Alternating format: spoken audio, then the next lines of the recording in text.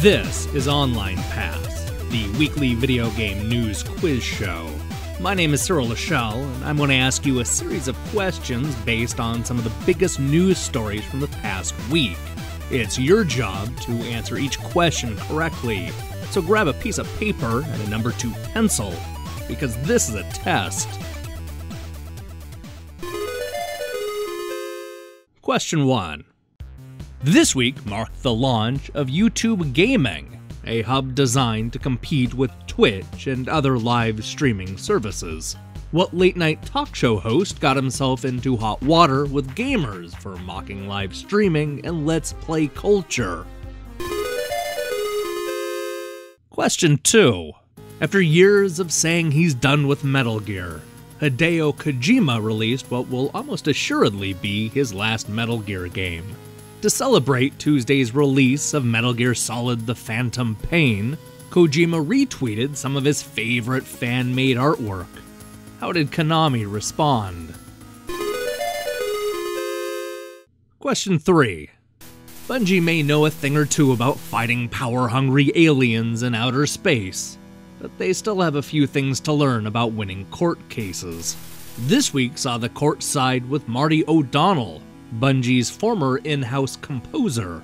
Marty is best known for composing the iconic Halo music, and spent 2 years of his life working on a decade's worth of music for Destiny. What was the name of this 8-part suite? Question 4. Obsidian has done what few developers have been able to accomplish. They created a great role-playing game based on a television show. South Park: The Stick of Truth perfectly captured the spirit of the cartoon, both in look and writing. Now that they have conquered Cartman, Obsidian has voiced interest in adapting another animated TV series. What show would Obsidian turn into a video game if given a chance? Question 5. Last April, a film crew was hired to dig up an old garbage dump in hopes of finding hundreds of copies of E.T., the Extra-Terrestrial for Atari 2600. As it turns out, they found the games and put them up for auction on eBay. How much did they make after selling 881 copies of E.T.? And now, the throwback round, where I pull questions from classic game magazines. Brace yourself. The next corner's rough. Exactly 20 years ago, Next Generation magazine was swooning over Virtua Fighter Remix. Although it hadn't made its American debut yet, this Saturn exclusive marked a shift in coverage. Suddenly, magazine editors were taking notice of Sega's 32-bitter. What made Virtua Fighter Remix better than the original? Okay, put your pencils down, everybody. The quiz is over. Let's see how you did. After 12 years on the air, Jimmy Kimmel Live is no stranger to controversy. But I doubt he, Cousin Sal, Guillermo, and the rest of the cast had any idea of the Pandora's box they had opened by mocking YouTube gaming. After poking fun at people who watched live streams of video games, the community hit back with the predictable collection of insults and death threats. Ironically, many of the loudest voices come from people who also fight against political correctness. I guess everything is funny until the finger is pointed at you. Either way, Jimmy Kimmel is a comedian. He's paid to tell jokes. Like it or not, sometimes you're going to be the butt of that joke. Here's yet another example of Konami being woefully out of touch with the 21st century.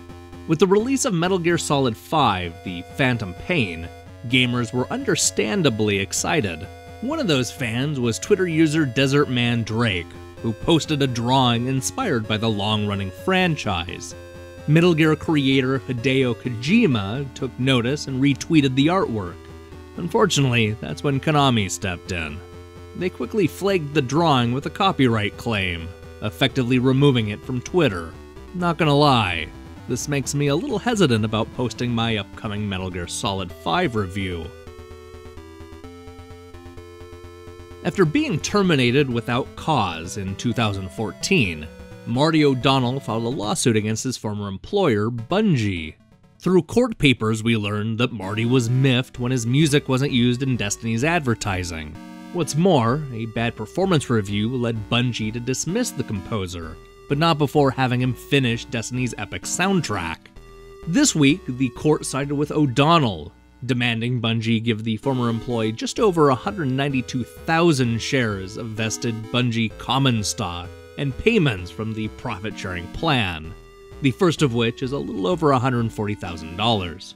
The 8-part suite he created was named Music of the Spheres, and it doesn't look like Bungie is in any hurry to release it as a standalone album.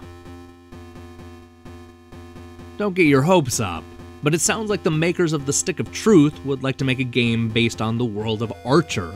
According to an interview with PC Gamer, Obsidian project director Josh Sawyer says the company's been batting around the idea for years. Quote, "I don't think people really thought about it, or at least not seriously, until after Alpha Protocol shipped. But it has come up actually several times of people saying, yeah, that'd be a good fit. Archer Protocol. Like I said, don't get your hopes up." Did Atari bury thousands of games in a New Mexico landfill? It's one of the greatest rumors in video game history, and apparently it's completely true. A few months ago, Fuel Entertainment and Xbox Entertainment Studios hired a crew to poke around a garbage dump and locate the fabled cartridges. The plan worked, and the crew found nearly 900 units. They have since sold the carts on eBay, earning a stunning $108,000, that's $122 per game, which is on par with what the game cost new when adjusted for inflation. When Sega released the original Virtua Fighter on their 32-bit Saturn, many critics were left underwhelmed. While a competent port, the Saturn pack-in was missing something. This was especially true for gamers who had already played Virtua Fighter 2 in the arcades. Sensing trouble, Sega quickly put together Virtua Fighter Remix, which cleaned up the glitches and used the sequel's improved character models. The game looked and ran substantially better, finally giving journalists a taste of what the Saturn could pull off. So, how'd you do? Let me know in the comments below, and don't forget to share the quiz with friends. Who knows? Maybe you'll know more than they do and you can rub it in. We have a busy week in store, including reviews of Armello, Zombie Vikings, Foul Play, and more. We also have a brand new contest going on, so make sure and enter that today. You might win. In the meantime, you should click the subscribe button and support what we're doing here. Until then,